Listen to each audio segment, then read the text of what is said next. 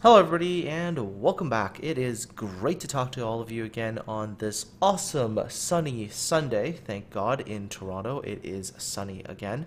We've had something like a month's worth of rain in the last 4 days and it was just wet and gray and very just gloomy. So, today, good day, sun's coming out, it's a great day outside. And so, I'm gonna show you guys another replay in this second episode in the Rate My Battle series. This is a Scharnhorst replay from TheProfesionalNoob, and we're playing on the Trident map standard battles mode. Yes, I said we, because I'm actually in the battle too. I'm in the hood, but, battle's not really all about me. Alright, so, plan at the beginning is we're gonna push up here on this side, where there sort of 2, 3, 4 lines are, maybe push over here quickly. We are in relatively fast ships, especially Scharnhorst and Hood. They're both pretty fast. Hopefully we can push through, get rid of all the cruisers, and along with some support from destroyers and our cruisers here, maybe make a quick move onto the enemy cap. Things start off brightly enough for us. Enemy Omaha over there got a little bit stuck, and the Professional Noob hit him with a good salvo. Alright, one other thing. So I heard some of your concerns about the rating system last time, like I wasn't fully clear about what was going on there. And today, maybe at the end of this video, I'll try to explain the rating system a little bit more clearly. And then you'll probably have a good idea of what I'm getting on about. Unfortunately, at this early stage of the battle, our Nicholas got into an uncomfortable position, got himself killed off, but we do manage to exact some revenge on the Omaha. So far, still a decent one-for-one trade.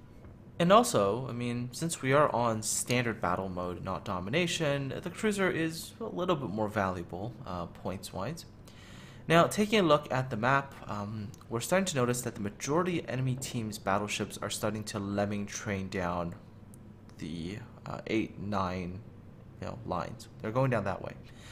And judging by their movement, since all the battleships are there, we have a little bit of an advantage on this side. There's no battleships here, only cruisers. And with Scharnhorst and Hood, two fast battleships that can deal with cruisers, we figured it might be a good idea to actually make a fast push up on this flank. Their cruisers aren't really going to be doing that good of a job holding us back. We should be able to have that kind of advantage, especially when you look at the map and you notice that our team, we have a little bit sort of more ships on their pushing flank with their battleships that might be able to hold them back and delay them a little bit.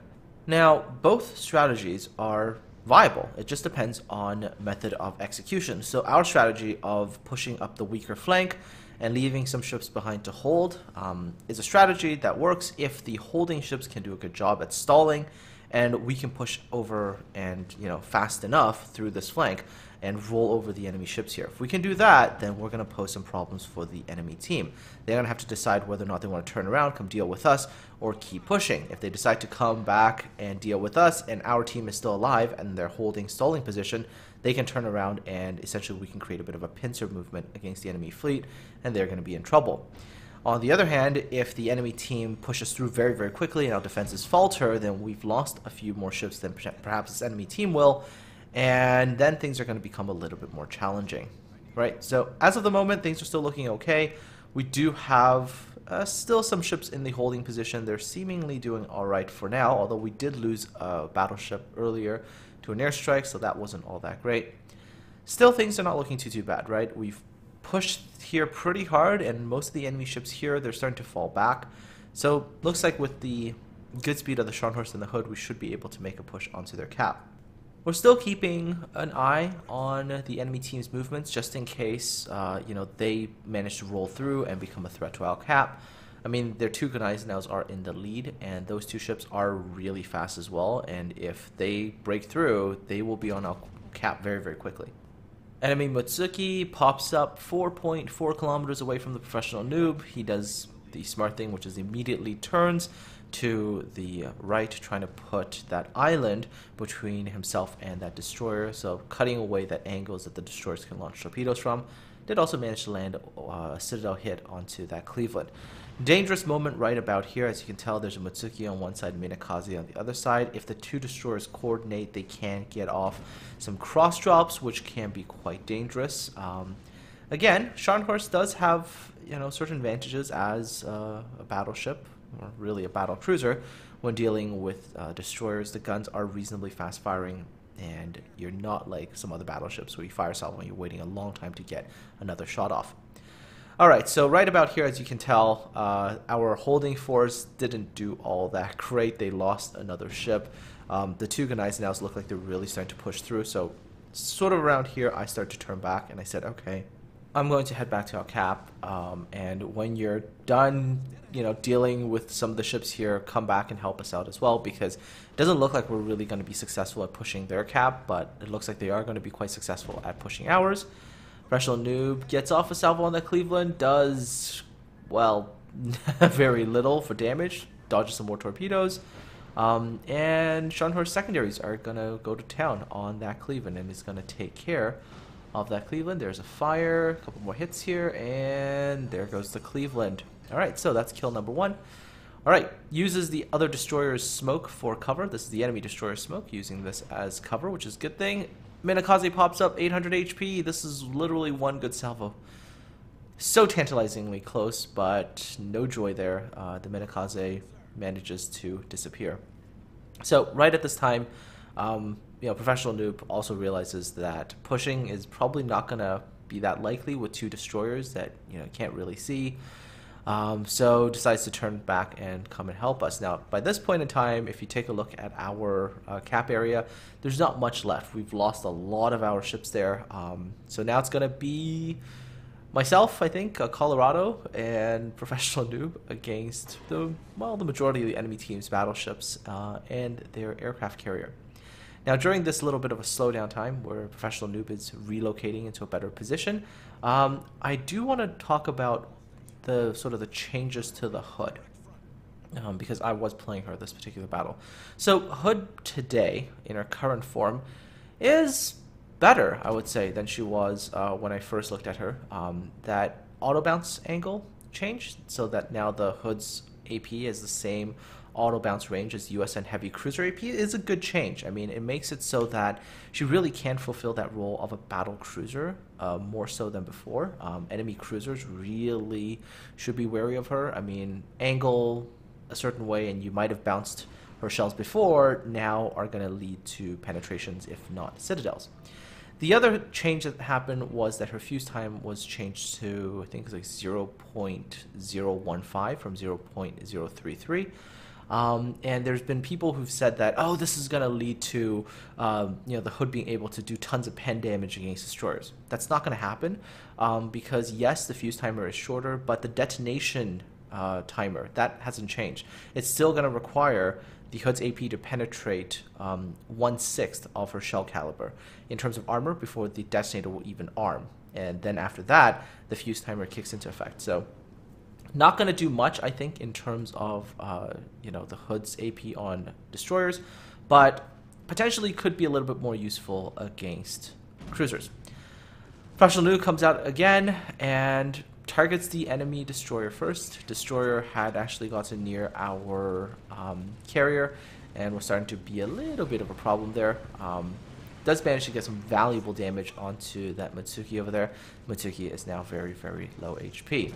Enemy Murmansk in the distance decided that he was going to just slow down. Not really sure why, but that is going to equal another free citadel there for another 12,000 damage. Okay, so before I continue talking about the battle, another thing about the Hood. Hood's defensive fire now only affects her rocket launchers. They're insanely powerful at the sort of 1.5 to 2.2 kilometer range, depending how you set up for AA or not. Very, very powerful. They will absolutely meld a squadron. You'll see me do that later on Hood. And it seems really, really overpowered until you realize that the rocket launchers have the same equivalent health pool as the small and medium-sized AA guns, which means that, yes, at the very beginning of the battle, they'll be incredibly strong while at full strength, but after taking a bunch of hits from HE, those rocket launchers are going to mostly die out pretty quickly, and in the late game stages, Hood is vulnerable because her AA power really isn't all that great outside of that rocket launcher. So you will see that. I mean, I've stayed reasonably safe from HE spam this battle. I mean, most of the ships you'll see me fighting here are battleships, so not really taking all that much HE fire. So most of my rockets actually survived, but in another battle, for example, I got hit by HE a bunch of times by cruisers, and by late game stages, my A was, well, pathetic. Just absolutely pathetic. So yeah, it's a very interesting little system there for the Hood. Alright, so back to the battle real quickly. Take a look at the situation right now. Not so good in terms of numbers of ships for my team compared to the enemy team. We're down to 5. They're still, I think, at 8 ships here. And very quickly, we're going to be losing our carriers. So we're going to be down to 4 ships against a large chunk of their forces, although their necklace, I think, is going to go down reasonably soon as well. Here, the enemy team misplays quite badly, actually. They had their battleships concentrated in one area. And they really could have pushed that. I mean, 2 Gneisenau's with their torpedo armament, backed up by Colorado and a New Mexico, and I think in New York as well. They should have been able to really just basically wreck us on the cap. They could have pushed hard. There's not much more we could have done except for maybe turn around and try to kite them away.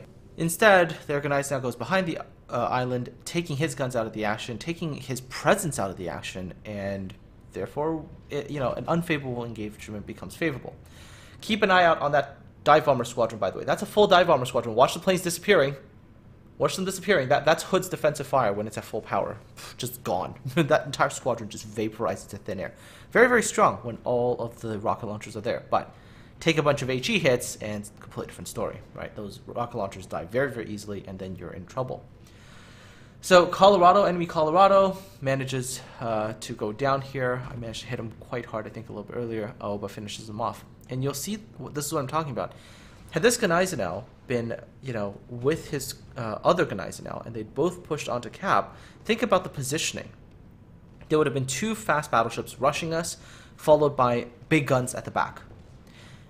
It's going to be quite hard to deal with 2 rushing battleships and then also angle yourself to deal with, the battleships in the back. At best, in that kind of scenario, maybe a ram would have been accomplished. I mean, especially considering the torpedoes that are available, right? Very, very challenging scenario.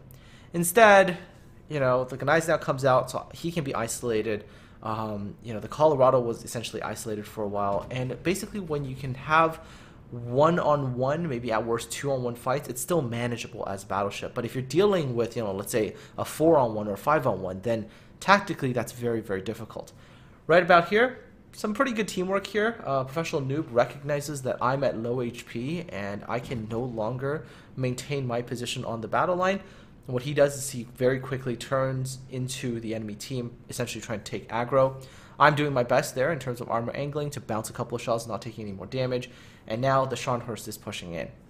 Now, the reaction from the enemy team is quite dramatic. I mean, they go from shooting me to realizing, okay, shooting me is not likely going to net them much damage because I'm angled. So their attention switches to the next big threat, which is the Scharnhorst that's charging in. Now, I'm not just going to continue running and try to save myself. I'm going to continue to turn around and try to put shells downrange onto enemy ships, supporting my Scharnhorst as he goes in. Managed to hit the New York for a good amount of damage. Figured the salvo might finish him off, but yeah, every once in a while, RNG plays that little bit of a role and just says, nah, you can't get it. But luckily, for the Scharnhorst, fast enough reload means another salvo out relatively quickly, so that New York is going down. New York goes down, that's a whole bunch of guns out of commission. Now all the attention can be directed at the New Mexico. So think about this engagement again, right? Enemy team had the numbers advantage, they had the battleship numbers advantage, they had the carrier advantage, but they weren't able to fully maximize their advantages. I mean, their Gneisenau, by going behind the island, took his guns out of the battle, the presence disappeared for him. So their team went from, let's say, at the time, a 5 versus 3 to a 4 versus 3, which is a much more manageable amount, right? And plus, Gneisenau's, they're better for aggressive pushes, right? Had 2 Gneisenau's pushed in, that Colorado would have died a lot faster, and life for me and the Professional Noob would have been a lot harder, right? Instead, he goes 1-on-1, doesn't really do much, barely trades off the Colorado, and then, we just have to individually pick them off one by one, and we can angle against them too. So, there we go. Down goes the New Mexico. Alright, so, battle's pretty much swung all the way back now. The enemy Ranger got in range of the Scharnhorst, Professional Noob is going to put some very, very nice salvos onto that Ranger. Wondering if this is how HMS Glorious felt during the Second World War, being caught by the Scharn and the Ganai. There is no escaping these battleships. None at all. Enemy Minakaze still throwing torpedoes, hoping for some good hits. I mean, right now, points-wise, advantage is still with the enemy team. They have a bit more points, and if we take down the Ranger, it still might not be enough. I mean, if the Minakaze gets off another one lucky torpedo and takes out the Professional Noob, I mean, it's gonna get tight. So I'm trying to, you know, catch up and maybe lend some shots in, try to kill off the Ranger. And once I'm done that, I think I'm going to try to turn towards their cap and maybe, with the time remaining and get onto cap, maybe stall them. Another wave of torpedoes. Professional Noob dodges that. A little bit of good WASDing there, trying to, you know, throw the destroyer off, go one direction, then go another, and then, you know, rinse, repeat. I'm shooting at the max of my range, so shots are just landing a little bit short. Just cannot get my shots to land on that Ranger, but Professional Noob at this distance, no problem for him. Alright, so with this last remaining salvo here, I believe the Ranger is going to go down. Let's see. There we go. Ranger's going down. Okay, so points have gone in our favor. However, if, you know, the Minakaze gets maybe another torpedo or so to hit, then Professional Noob, if he goes down, well, you know, the battle becomes a lot closer again. So right now what I'm doing is I'm turning around, I'm trying to go and engage that Murmansk. Murmansk, as you can tell, is running away, and wiggling Omaha range is not the easiest thing to hit. But I'm going to try anyways. Professional Noob here, of course, continuing to dodge and WSD the Minakaze, just trying to throw him off, try not to get hit, very, very important. Gets a general feel where the Minakaze is, and is going to disengage now, because as soon as these torpedoes have appeared, it's going to be another 30 or so seconds before the Minakaze can really get off more torpedoes. So Professional Noob turns away and is going to pull distance down. This, of course, makes the Minakaze's job nearly impossible. Right? The Minakaze's torpedo range, not really enough for a running battleship that's trying to get away from you, especially one as fast as the Scharnhorst. And also, because that Minakaze is at relatively low HP, no way to do a suicide rush at all. I'm continuing to take shots at the Murmansk. Murmansk is doing a decent job at wiggling. Managed to get like one overpen there. Trying to get another salvo off and try to just decide this battle. So all in all, Professional Noob does very, very good this battle. I mean, 6 Citadel hits, 171,000 damage, gets high caliber Confederate, sinks 6 ships, gets Kraken as well, sets 10 fires. With the secondaries, shoots down 12 planes. So overall, does very, very well in a Scharnhorst. But there we go. There's the kill on the Murmansk, and victory is now secured. Even if Professional Noob were to die now, we are assured a victory. So let's take a look at our rating system and let's rate this battle. In terms of damage, Professional Noob put in 171,000 damage, which is a very, very good number already for a Scharnhorst. But the damage, if you look at it, a lot of the damage is also very, very valuable. I think if I remember correctly, 80% of the damage the Minakaze took was from Professional Noob. 40% of the Mutsuki's damage was taken from Professional Noob. Both their Omaha and Murmansk took about half damage. Cleveland took maybe about 70% damage from Professional Noob. So, you know, those ships were essentially all taken out of action by Professional Noob's actions. So damage stat, 5 for 5. In terms of tactics and strategy, what I'm really looking for is, you know, how well a plan was executed, and in case things went wrong, how did the team react? So in our case, our execution wasn't all that great.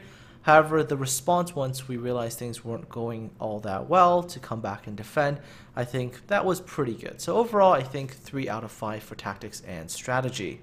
Now, in terms of teamwork, what I'm really looking for are like the smaller, well-timed sort of team plays where you work together to take down a certain ship, you work together to deal with a certain threat. And in this battle, although we did quite well, there were a few times where, you know, things could have maybe been done a little bit better. So, for example, in the early stages when Professional Noob was engaging the destroyers, had Eid, the carrier-out team, sent some planes over and scouted that Minakaze, maybe Professional Noob didn't have to worry about him as much later on in the battle. So I think in terms of teamwork, even though we had some good moments there, for example, where Professional Noob and myself had a little bit of that, you retreat and I'll cover you movement, all in all, I think 3 out of 5 for teamwork. In terms of wow factor, what I'm really looking for is, are there any amazing plays that were made, or in some cases like coming back from, a deficit, or just crazy moments altogether that make you go, wow. And in this case, not much of the amazing plays, but we did manage to come back from a pretty heavy deficit, so 3 out of 5 for wow factor. RNGesus factor is exactly what it says. It's how much of a role does RNGesus play, and how important was that RNGesus moment. So, let's say you have a critical push that's happening, and suddenly the most important ship on your little group detonates. Well, then that changes the whole complexion of that battle. So RNGesus, in this battle, not that big of a role, so only 1 out of 5. And finally, enemy team, how competent were they? Did they make any mistakes? Did they commit some major strategic mistakes, especially when they had the advantage? In this case, they don't score so highly as an enemy team. If they were a really good enemy team, they get full marks. In this case, I think I'd give them 2 out of 5. They did do the initial good push, but they faltered at the critical time. Anyways, that concludes our Rate My Battles episode. What do you guys think? Do you think I was right with the ratings? Do you think I was wrong? And if I was wrong, where did I go wrong? Maybe you have a different rating? Let me know in the comments section below. Aside from all that, these were the end result screens from the Professional Noob. Very, very good battle. Look at that, 2,760 base experience. Absolutely incredible. One final thing before I sign off for the day. For those of you who are in Toronto, Anime North is happening, I think, May 26th to 28th. I will be there, so if you drop by, might be able to catch me there. Aside from all that, folks, take care. Have yourselves a great weekend. I'm looking forward to talking to all of you again soon.